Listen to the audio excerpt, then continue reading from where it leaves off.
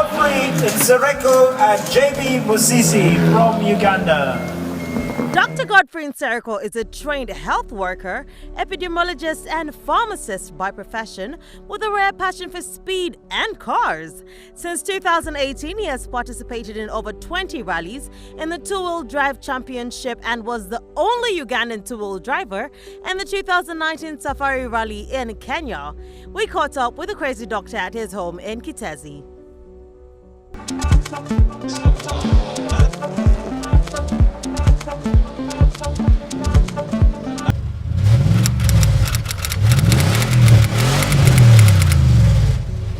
I'm passionate, like I told you, because of my history. I got to learn recently that one of my uncles was once a rally driver in the late 80s. I didn't know that. So I think the passion for cars kind of runs in the blood. I like being, even when they're repairing cars, I like being around. You can hear repairs are going on. I like to be part of that team which is always putting cars right. So it gets a bit easy for me to drive, to test cars, to see that we increase their performance. And it also, it kind of fascinates me, you know, being there, and you can listen to the car, you know that now it's performing well, now it's not performing well, what can I do to improve? I also feel excited going for trainings. I've also started interesting my children into motorbikes, and they seem to love it. So I think it's kind of inborn.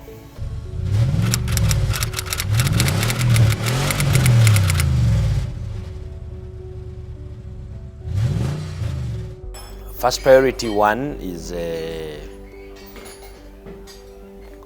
nurturing my family. I have a young family, and I want to make sure that my kids have a good preparation for the life ahead. That is my first one priority.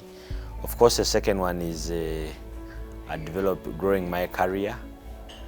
I want to see myself perhaps get a PhD very soon. I have 2 masters already, and the other one is I want to make sure that I grow my passion to the level of being a national champion. I've been a champion before for the Sierra Cedars Club Man Rally Championship in 2018, but I want to also be a national champion like the other champions that many of you know, the Lwakatakas, the Arthur Blicks, the Susan Mwonges. So that is another priority for me in the next 5, possibly 10 years. Of course, the machine I have right now can only compete in the two-wheel drive championship. It may not be able to beat the big guns. So hopefully in the next 2 to 3 years, we should get a machine that should outcompete the current leaders. The other priority in my life is to keep fit.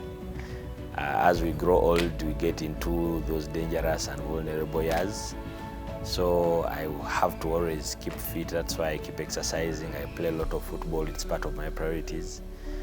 And of course, the other important priority for me is to build my social capital, create social networks, make sure that friends and family, the network is growing each and every passing year, because it is important as you grow old. You need to grow old with your friends, to grow with your family, and make sure that the networks are really solid.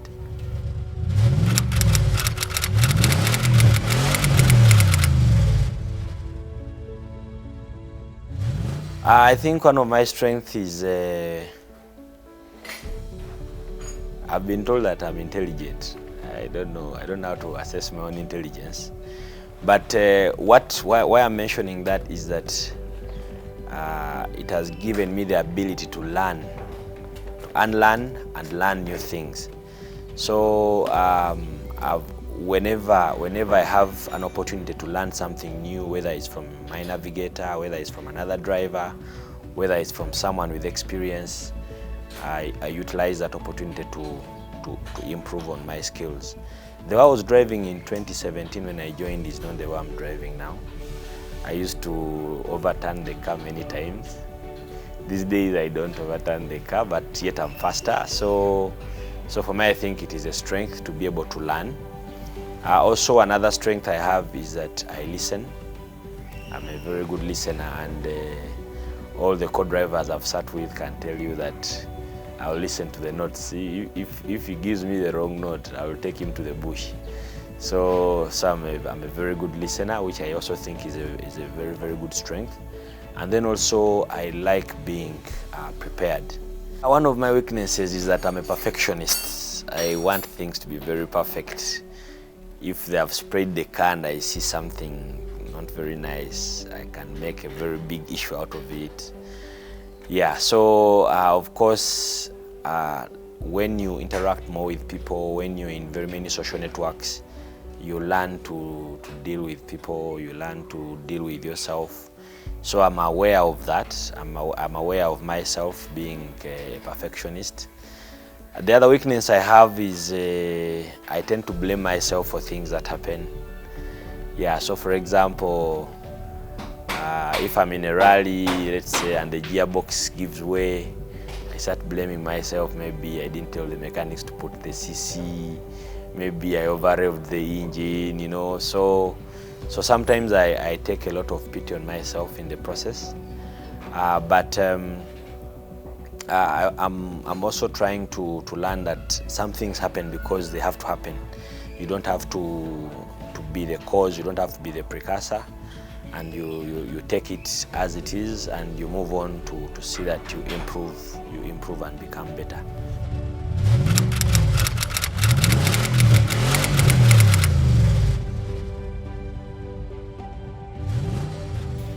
I think the biggest challenge now is the pocket.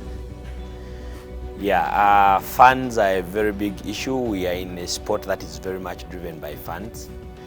I can give you a few examples, but I'll not mention names. We've seen drivers who have moved just from a car of, let's say, $10,000 to a car of $40,000, and immediately they have changed to become a national champion contenders. So it shows you that where the cash is, really, that is where the game is. So for us who are still struggling with very small sponsors, we have a few members of Team Fong who contribute fuel here and there as we're going for a rally, but without any solid sponsorship deals, it becomes a bit challenging for me and even for very, very many other drivers. So for me, I think that if we interest more people into this sport, maybe the FMU and the National Council of Sports can come in here.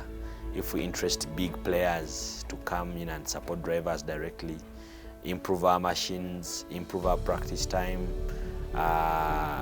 improve all the logistics around the sport. For me, I think that this would be a very, very, very big improvement for all rally drivers. Right now, it's an amateur sport in the country, and very many drivers are really driving on a very low budget. Even top drivers are really driving on low budgets. So if we can have sponsorships coming in, I think it will be a very big boost. Uganda boasts of one of the biggest fraternity of fans for motorsport, and that is perhaps an area that we could proactively tap into to see that those funds, we turn it into some kind of sponsorship, some kind of support coming in to the rally drivers and to the crews.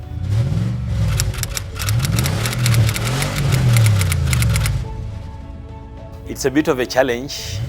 Yeah, personally, I'm an employee of an organization. So most of the work I have to do it with, especially rallying. I have to wait for the weekend to be able maybe to practice. Regarding going for rallies, going for recce, I have to use most of my leave days to Of course, the other things regarding, for example, sports. Sports is part of my routine. So what I've decided to do is that every other evening I have to spare at least 30 minutes to run or to play and make sure that I keep fit. Of course, this fitness also helps me in the rally, because if you're not fit, if you're not physically fit, I can tell you those days of the rally event can really zap you. By the time you're driving the last event, you may be out of steam and out of gas.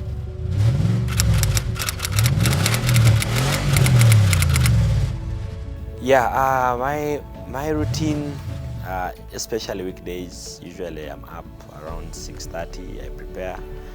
I leave for office. I usually work. I work throughout, attend a number of meetings here and there, and then usually around 5 I can leave work. Sometimes I join other social activities. By the way, I can sing. I sing in the church choir. Yeah, so sometimes I go and join the church choir to sing. Other days I go and play football after 5. Other days I come and attend to a few businesses here and there. And of course, whenever I have a moment over the weekend, I make sure that I fine-tune my machines, or I go and train with the car. Of course, that's excluding other social activities that keep coming up. Yeah, but singing, playing football, and rallying are really part of my routine on top of the work that I do.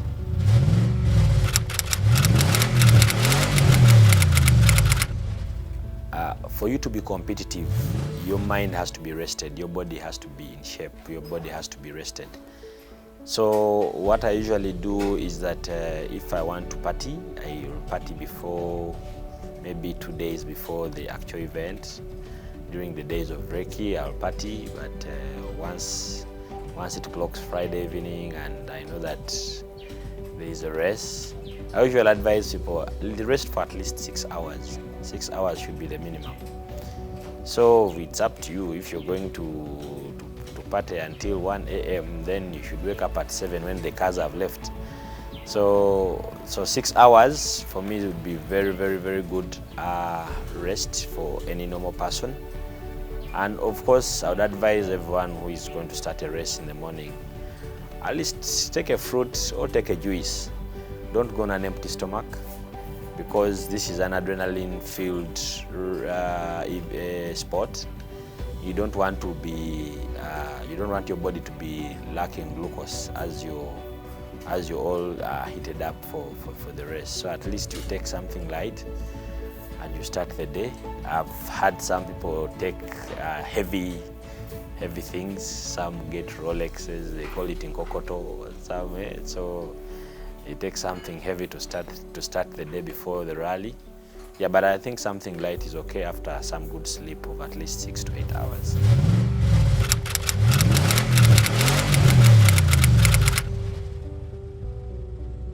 It has been a learning experience for me, but one thing I've learned is that we bring people of different capabilities onto the team to support, and they come with different experiences. Many times they are looking up to me as a crew driver. We have a management team, we have a chairperson of the team, we have a team manager. So always I make sure that the team is assembled way before the event. As you can see, some are even working already, trying to prepare the car. So they know where the car has issues, where the car needs to be improved, way ahead of time. They always in touch with the car. They always get time where during training they are there. They see how the car is performing. So it is my responsibility to see that there is good cooperation between the service team, the management team, and also the fans as they come, Team Fong, as they come to watch us, to support us, and make sure that we are all together as a team and we move together most times, and we support each other in one way or another. So teamwork is very, very key when you are in this sport, because you can't do it alone. It's not a one-man race.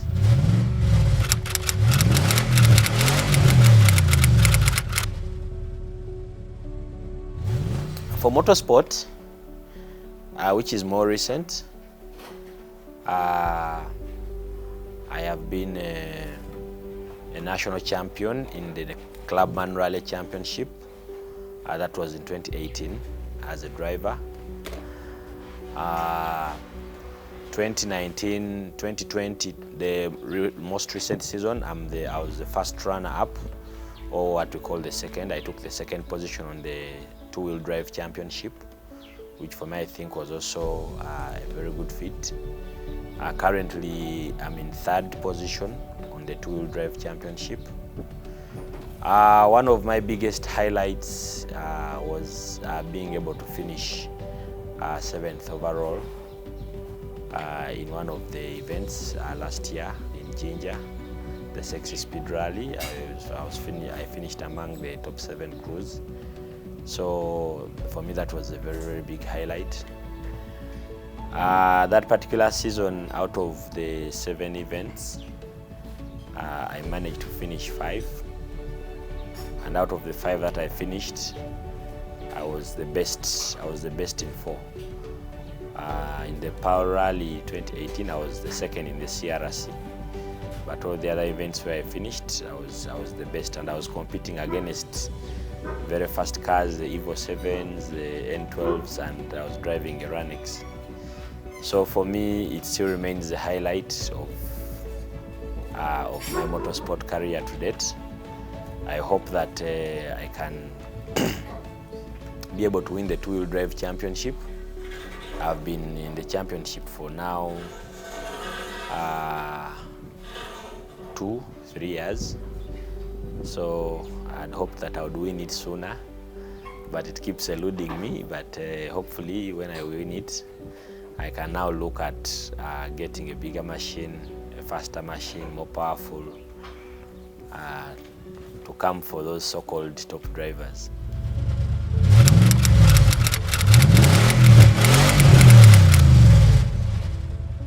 In terms of driving, not yet, but in terms of navigation, by the way, I'm also a co-driver. In my first year, I was a co-driver to one of the drivers in the CRC, and I was one of those products from the Co-Drivers Academy that many of you know. So I've mentored a number of co-drivers. Many have come for advice, many have taken on trainings, many have taken to Recce to show them a few skills on how best to connect with their driver. So yeah, like I've said, I've gone with some to training, I've gone with some in Recce, basically to give them a grasp of how to use the logbook, the road books, how to write the best notes, and so on. So I feel happy to inspire a few people. And also there are some drivers who are approaching me, especially around driving the Runix, and hopefully in the coming months this year, I'll be able to take them through a few of the skills I've also learned along the way.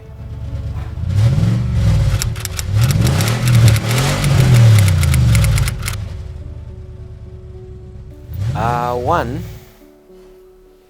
to stay calm. My current navigator is also a driver, so he knows what it feels like to be on the steering. That's Jackson Seranga. And he understands the importance of preparation. He understands the importance of knowing the rules and playing within the rules. And he has always been a constant reminder that whatever the situation, what do the regulations say? You know, that is always his question. What do the regulations say? And of course, when you're in the cockpit, we are always calm, and we are always focused on seeing that we get the maximum output out of the car. Even when we start getting problems, like in the last rally, one of our suspension plates got bent. we changed tactics accordingly so that we could finish. We couldn't take the car flat out, otherwise it was going to end up in the sugar canes or in the river. So we decided to take it easy and get a finish, which we did. Yeah, so that calmness and always reminding me that play within the rules are some of the important things I've learned from him.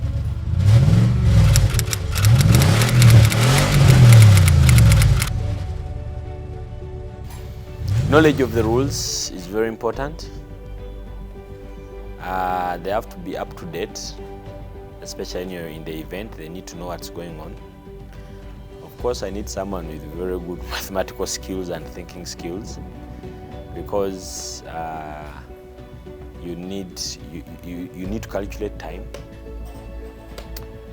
I also need a navigator who understands the situation of the car and basically of the whole event, who reads situations and adapts accordingly. That now the car is performing at full throttle, let's take it flat out.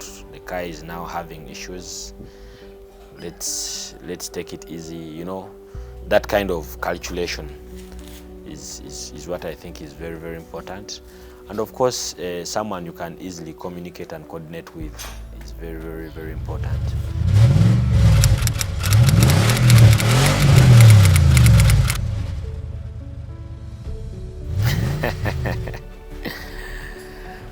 That's a tricky one. Frankly, I think I've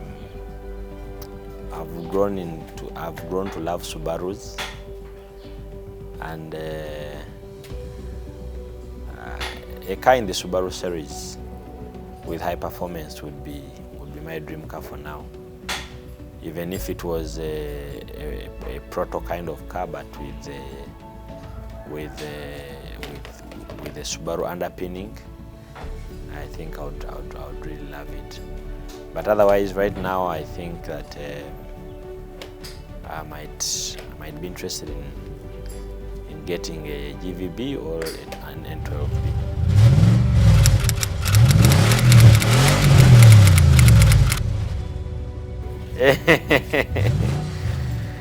Yeah, well, there is my friend who has a proto. I think he has every right to be leading the races.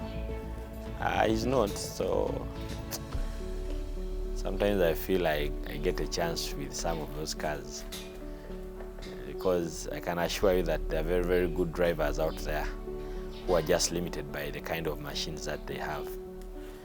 Yeah, so I know you want me to mention names, but I will not. Yeah, but I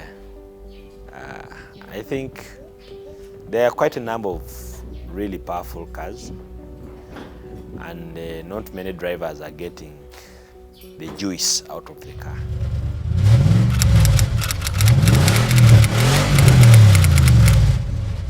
NBA Sport, that is the place to learn about your sports personalities, to learn about your games, to learn about each and every sport you can think about in Uganda.